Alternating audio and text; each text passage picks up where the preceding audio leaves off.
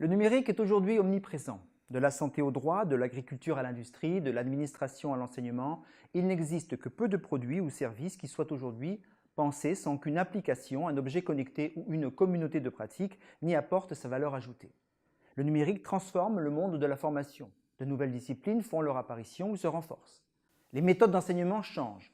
Offres grandissantes de ressources en ligne, apparition de tuteurs intelligents, outils permettant l'individualisation des parcours. Mais la question de la fracture numérique n'est-elle pas toujours d'actualité pour ceux qui sont éloignés des pratiques digitales?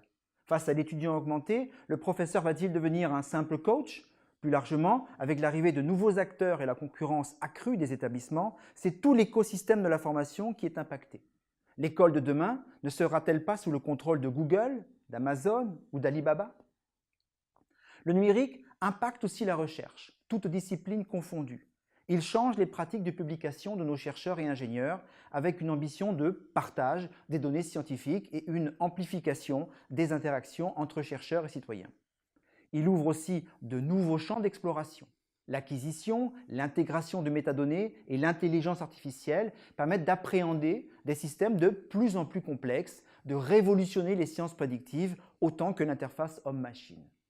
Comment se saisir de ces opportunités et participer à la construction d'un monde digitalisé toujours plus efficace mais aussi plus responsable?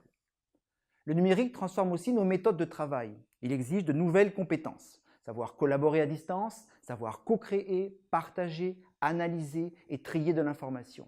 Il implique aussi désormais de savoir apprendre à un rythme accru. Il fluidifie la circulation des informations et les prises de décision, il rend possible le télétravail et permet des gains de productivité. Mais dans quel domaine et pour combien de temps l'humain possédera-t-il encore une valeur ajoutée par rapport aux machines? Enfin, le numérique transforme largement notre rapport au monde et à la société, rendu plus présent, plus immédiat, plus explicable, mais aussi plus foisonnant, plus complexe et plus ambigu. Nous transformerons-nous plus encore en de simples consommateurs fascinés par le déferlement incessant des innovations ou parviendrons-nous à rester acteurs de notre destin? La prodigieuse accumulation des données rendra-t-elle notre environnement direct plus sûr ou conduira-t-elle à l'aliénation des libertés?